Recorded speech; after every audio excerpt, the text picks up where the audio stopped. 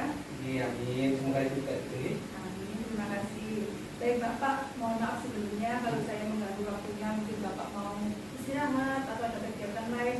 Saya ingin mengganggu sebentar, nggak apa-apa ya Bapak ya? Terima kasih. Baik Bapak, hari ini Alhamdulillah saya mendapatkan tugas demonstrasi kontekstual modul 3.1 di mana saya mewawancarai kepala sekolah. Kebetulan yang pertama saya wawancarai adalah kepala sekolah di sekolah saya sendiri, yaitu Bapak Anas. Kiranya Bapak berkenan ya Pak untuk diwawancarai. Terima kasih. Pertanyaan pertama Bapak, selama Bapak menjadi kepala sekolah, bagaimana Bapak mengidentifikasi kasus-kasus yang merupakan dilema etika di sekolah atau rujukan moral? Mungkin bisa kasus akhir-akhir ini atau beberapa kasus yang sebelumnya sudah dilewatkan Bapak. Iya, terima kasih atas pertanyaan Pak ya. Biasanya kasus-kasus kayak gitu itu banyak yang masuk ke saya itu biasanya dari masukan dari para guru. Jadi kalau mengenai moral-moral anak-anak itu, biasanya beberapa guru itu melaporkan ke saya ada kecenderungan anak-anak itu berbuat hal-hal yang kurang cocok dalam pikiran para guru. Jadi mungkin itu mereka ke arah yang negatif memang. Jadi itu setelah mereka itu mendapatkan beberapa siswa di kelasnya yang seperti itu dan mencatat siapa-siapa mereka itu, kemudian ada yang melaporkan ke saya juga. Mungkin itu yang bisa menjadi saya identifikasi tentang masalah tersebut. Terima kasih Pak. Untuk selanjutnya Bapak ya, dalam menyelesaikan kasus yang tersebut yang dihadapi, bagaimana Bapak menjalankan pengambilan keputusan di sekolah Bapak, terutama untuk kasus-kasus di mana ada dua kepentingan yang sama-sama atau mengandung nilai yang sama-sama benar seperti itu Pak? Jadi kalau beberapa hal yang kadang-kadang itu dilematis ya, ada dua hal kayak gitu.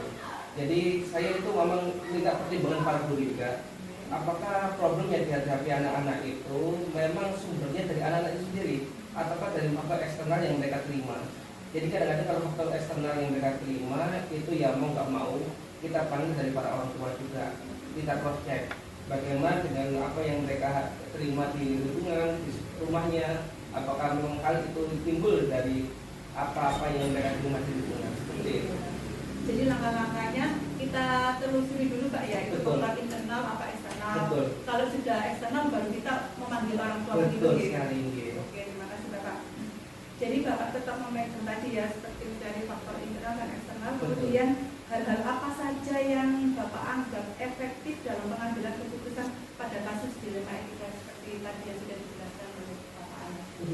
Jadi langkah yang saya kira bisa efektif itu setelah saya ketemu dengan problem seperti itu ya, kita ambil dari kita cari sumbernya maaf. Jadi sumber dari eksternal itu kita ambil ataupun internal keluarga pun kita cari.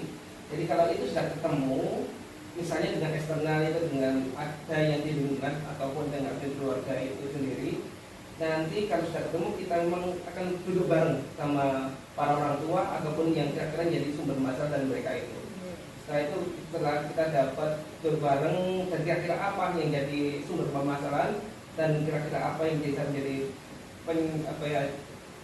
solusi untuk masa itu, nanti kita bisa temukan bareng dalam pertemuan dengan wali murid.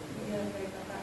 Dalam mencari permasalahan tersebut, apakah ada tantangan yang Bapak hadapi dalam pengambilan keputusan untuk suatu kasus tersebut? Oh pastinya Mbak, karena sesuatu itu yang kadang-kadang bersinggungan dengan lingkungan ya, apalagi keluarga. Itu kadang yang kita pikirkan itu kadang-kadang orang itu pikirannya kadang-kadang tidak seperti itu juga. Jadi mereka kita anggap itu hal yang jelek ya seperti itu. Tapi ternyata di lingkungan terbiasa seperti itu.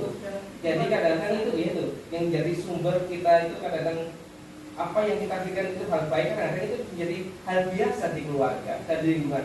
Itu yang mau nggak mau itu apa kita harus berikan sedikit pemahaman kepada orang tua, wali murid ataupun lingkungan bahwa hal-hal itu sebenarnya tidak baik. Tapi ya proses memang. Ya, betul sekali Bapak ya. Jadi kan kalau menurut kita itu nggak baik, tapi menurut mereka atau anak-anak ini di lingkungannya sudah terbiasa seperti itu. Gitu, ya. Untuk hal ini, apakah Bapak punya jadwal tertentu dalam menyelesaikan kasus? Apakah ada Bapak langsung menyelesaikan kasus di tempat atau bagaimana Bapak? Itu banyak yang saya lakukan itu kalau bertemu dengan problem tersebut. Jadi nggak selalu terjadwal. Jadi kalau memang itu hal itu dibutuhkan, akan langsung kita tindak lanjuti.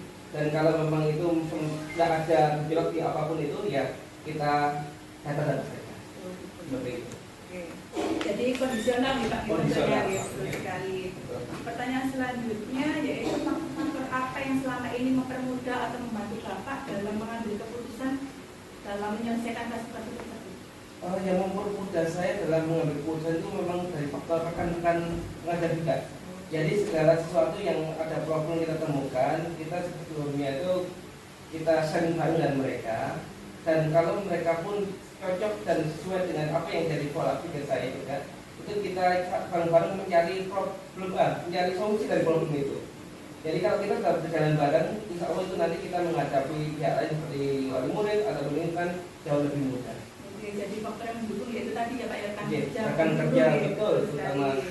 rekan guru itu. Iya, kan soalnya kan guru biasanya yang lebih tahu gitu. Betul, karena yang menghadapi mereka langsung. Iya. Pertanyaan selanjutnya Bapak, pertanyaan terakhir. Dari semua yang telah Bapak sampaikan tadi, pembelajaran apa yang Bapak petik dari pengalaman pengambilan keputusan pada kasus tersebut? Ini pembelajaran yang saya ambil dari beberapa hal yang muncul itu ya. Kalau kita ada suatu problem dalam siswa terutama apapun itu, jadi yang paling harus kita libatkan adalah mereka yang menghadapi dari siswa tersebut. Jadi ini terbawa dari para pengajar itu sendiri. Jadi pengajar itu kalau seorang kepala sekolah itu bekerjasama dengan para pengajar dengan baik dan mereka bisa mencari problem solving dari suatu masalah. Insya Allah nanti secara problem itu bisa terselesaikan dengan baik. Jadi kalau ada komunikasi baik dengan kepala sekolah, dengan guru dan semua saudara dari sekolahan, itu semua problem insya Allah jauh lebih mudah teratasi. Jadi tadi ya Pak ya, yang bisa diambil itu kolaborasi ya Pak, antara guru, kepala sekolah dan juga siswa. Soal kepala sekolah itu tidak bisa apa-apa kalau tanpa guru itu. Betul sekali Bapak. Ya, alhamdulillah sesi wawancara hari ini sudah selesai Bapak. Mohon maaf jika ada pertanyaan yang kurang sesuai. Semoga Bapak sehat selalu. Terima kasih atas jawaban Bapak yang sangat luar biasa sekali. Terima kasih. Assalamualaikum warahmatullahi wabarakatuh. Waalaikumsalam warahmatullahi wabarakatuh.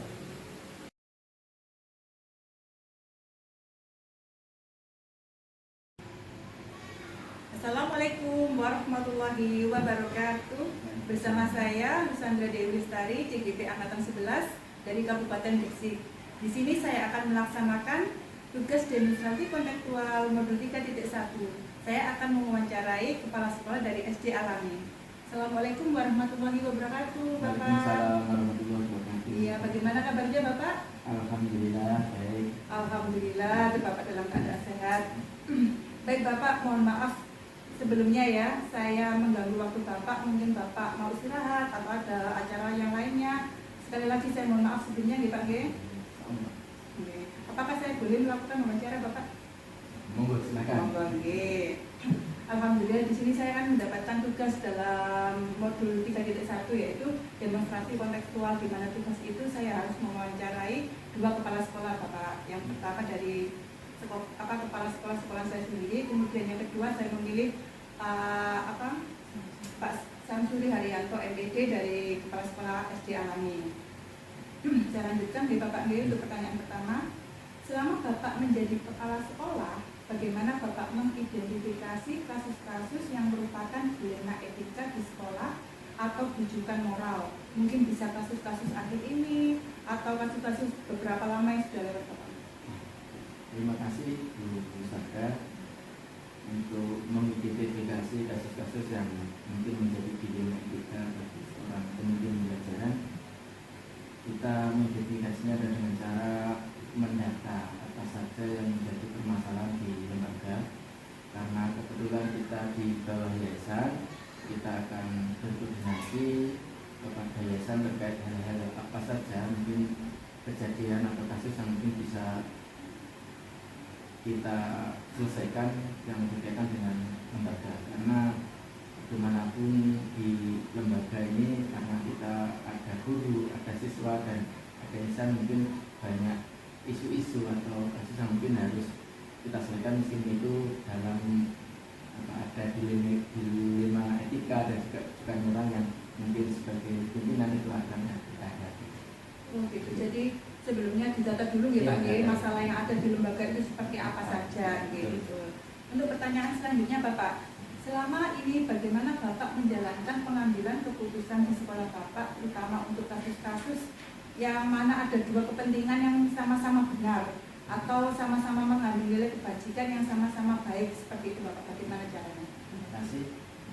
Untuk yang pertama tadi adalah mendata kasus-kasus yang mungkin mengandung dirinya kita mungkin ada benar melawan benar ataupun tujuan moral yang mungkin itu ada benar melawan salah. Tapi karena sudah kita data dan kita perlu musyawarahkan bersama dengan rekan sejawat, teman-teman guru atau tenaga pendidikan di SI Alam ini, nanti hasilnya apa? Nah, hasil dari musyawarah itu nanti kita akan bawa ke yayasan, karena kita bekerja di bawah namanya yayasan, otomatis nanti segala keputusan itu lebih banyak yayasan yang menentukan. Oke Bapak, tadi yang pertama kita data dulu nih Pak, kasus dilema etikanya yang seperti apa, kemudian yang kedua berdiskusi dengan rekan guru dan lain sebagainya, kemudian kita serahkan ke yayasan yang ketiga nih Pak. Oke. Baik Bapak, untuk selanjutnya hal-hal apa saja yang selama ini Anda anggap efektif dalam pengambilan keputusan pada kasus-kasus dilema etika tersebut Bapak? Sesuai yang sudah diutarakan tadi, setelah kita mendata, terus kita musyawarahkan, nanti efektif tidaknya nanti akan ada beberapa prioritas yang mungkin akan kita selesaikan. Jadi dari kasus-kasus atau kejadian isu-isu itu nanti akan kita prioritaskan mana yang perlu kita selesaikan dulu. Apakah ini berpengaruh terhadap lembaga ataupun nanti ini mungkin berpengaruh. Nanti ada pertimbangan-pertimbangan dalam musyawarah itu antara komite sekolah atau stakeholder yang ada di lembaga seperti yayasan dan juga perwakilan guru.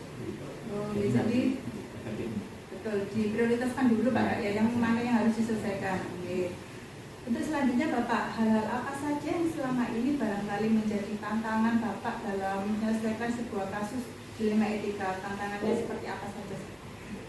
Jadi tantangannya karena kita di bawah namanya yayasan gitu.